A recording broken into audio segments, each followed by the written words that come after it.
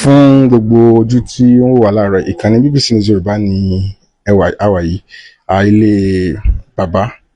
Chief Ẹ̀dá Oníléọlá ní àwa yìí MFR mọ̀jẹ̀ àgbáyé pé àárọ̀ yìí ni awuyewuye kan ìròyìn kan tí ò lẹ́sẹ̀ ńlẹ̀ jáde pé bàbá ṣaláìsí ṣùgbọ́n bí ẹ ti ń wo bàbá níwájú mi bàbá ṣe jẹ kárọ̀tì tí wọ́n sì tún fi omi tí wọ́n fi lè gbogbo àwọn olólùfẹ́ BBC News Yorùbá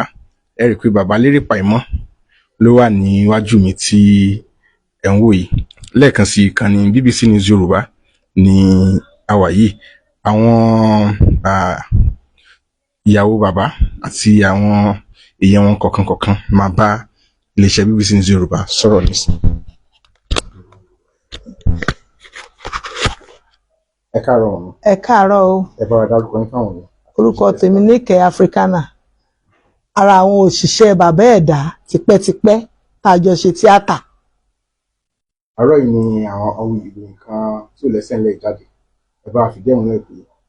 kókó lára bàbá rẹ̀. Láàárọ̀ ìkùtù tí mo jí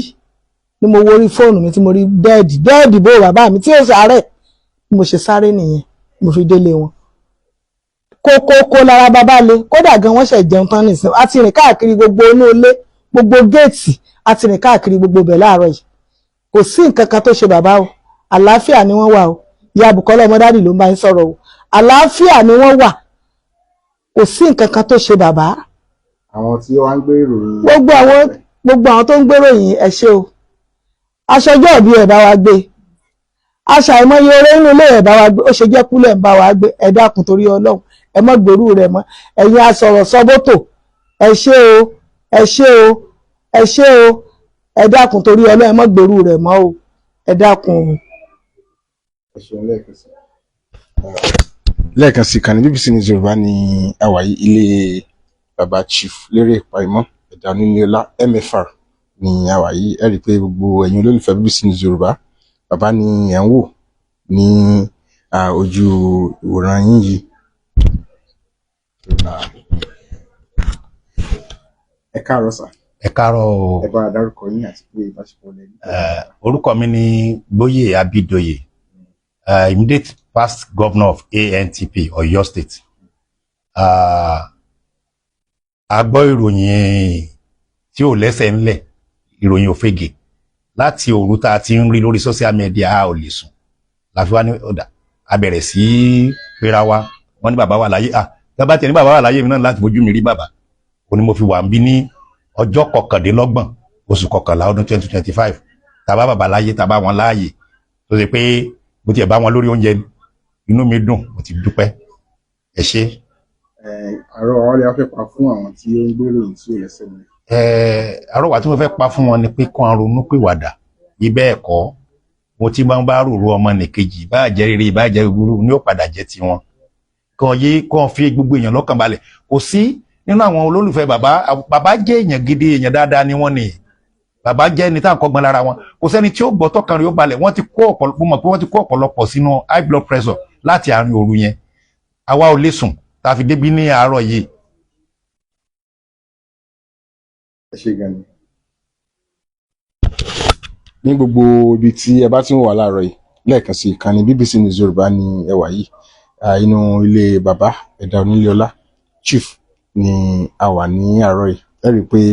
gbogbo ẹni tó bá ń wo fọ́nrán yìí ẹ rí i pé kòkòkò ní ara bàbá Chief Ẹ̀dá Oníléọlá lè.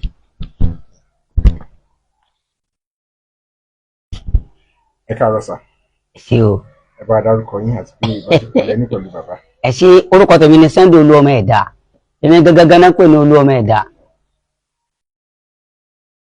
Àárọ̀ yìí ti gbàwọlẹ̀ gbọ́ ìròyìn tẹ́ fi tètè dé sí ilé bàbá náà àárọ̀ yìí. Èmi ti gbọ́ láti nǹkan bíi 10 lálẹ́ àná mo wà ní location ni mo gbọ́ mo wá wò pé èmi kàn tẹ fóònù báyìí mo ní ikú bò ó bàbá mi ó sì ọkú mo bá wò pé bó ṣe di aago bíi 4 mo ní mò ń lọ wọ́n ní mò ń lọ mo ní màá dé bí ẹ jẹ́ mò ń lọ mo kó ní location ní aago 5 ìdájí mo dé bí báyìí mo bá bàbá tí ara bàbá ti kébékébé bàbá mi wọ́n ní wọ́n kú kì í sẹ́yìn wọ́n ní wọ́n kú o bàbá ní àmì ìkú ọmọ mi ní rẹ o so inú mi ti ẹ̀dùn gbogbo mi náà wá bẹ̀rẹ̀ sí ní ìyá ló sì pé wo bàbá òkú o bàbá wá o àmọ́ báyìí ní ìṣẹ́ mọ́ gbọ́ o polówó bàbá nígbà tó fẹ́ sọjọ́ òbí polówó bàbá nígbà tí bàbá ṣe nǹkan gidi ẹ wá mọ́ gbọ́ gbogbo ẹnikẹ́ni tó wá ro nǹkan bẹ́ẹ̀ sí bàbá bí ohun àrò tí bàbá máa ń sọ ọ̀sẹ̀ gangan bẹ́ẹ̀ láàgbọ́ kó aró gbọmọgbọmọ bẹ́ẹ̀ láàdẹ́tẹ̀ ẹ mọ̀ bá kú bàbá kú ni o. ẹ̀rọ ìbáṣọ yẹn orí ẹ̀rọ ayélujára ní ìyá wa yìí ọ̀pọ̀lọpọ̀ àwọn èèyàn àti àwọn tí ó sì lórílẹ̀‐èdè Nàìjíríà náà ló ń wò so ẹ kàn parọ́ wá sọ pé kọ́ má ṣerú ẹ̀ mọ́ ni. ẹ lọ take time ẹ má ṣe bẹ́ẹ̀ mọ́. ẹ tó bá wojú ní àdé pé location lẹ̀ tí ń bọ̀ tó dára pé costume kọ̀ọ̀kan ṣì. mi ì tí ì parẹ́ bẹ́ẹ̀ ni kò sí rọ́ bẹ́ẹ̀ kò ní bàjẹ́ wọ́n náà má ṣe pé àní ṣégbà sí ní ṣàdúrà fún yín ẹ̀yin nu Ọlọ́run nu ẹ ṣe o. lẹ́ẹ̀kan sí fún gbogbo ojú tó ń wà ìkànnì BBC News Yorùbá ní àwa yìí bàbá ẹ kàn rọra bá wa sọ̀rọ̀ ráńpẹ́ ẹ tún wá ṣàdúrà fún àwọn èèyàn ráńpẹ́ kọ́ lè wọ̀n pé lóòótọ́ kókókó ní ara ọ̀tá bàbá lè.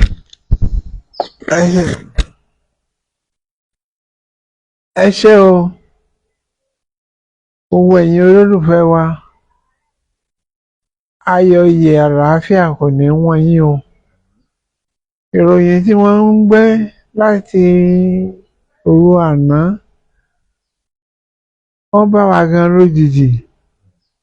àwọn gbogbo ẹni tó bá ń gbé ròyìn kíròyìn tó ń rorò kúrò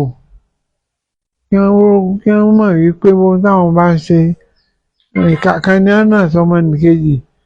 mẹ́sàn-án yòókù ọ̀rọ̀ wọn ni ọmọ wa o mo rọ̀ yín ẹ mọ́ gbéròyìn ìgbékúgbé mọ́ ní tí ọ̀bá dání lójú ẹ mọ́ sọ mọ́ kókó rárá tá a sì nílé o àìgbọ́n pọ́pọ́ àìsí ìgbọ́pọ̀ àdá èyí náà sì ní sàárẹ̀ o a ṣàdúrà fún yín owó iyẹ̀yẹ àlàáfíà ò ní wọ́n yín ẹ̀rù orúnkìwàdà kẹ́ mọ́ gbéròyìn tí ò dáa mọ́ ẹ̀mí gbogbo wa yín ó gùn títí lọ́jọ́ alẹ́ a ò ní fọjọ́ rọjọ́ lọ. iléeṣẹ́ BBC ìròyìn burúkú ní dọ́dọ̀ yín o iléeṣẹ́ yín ò ní jóná wọ́n ẹni tẹ́ wà ń bẹ ẹ ò ní ṣìṣe ẹ ò ní sí ọ̀rọ̀ sọ ẹ ò sì ní sì gbọ́ yóò yẹ yín títí lọ́jọ́ alẹ́ ẹ ṣé púpọ̀.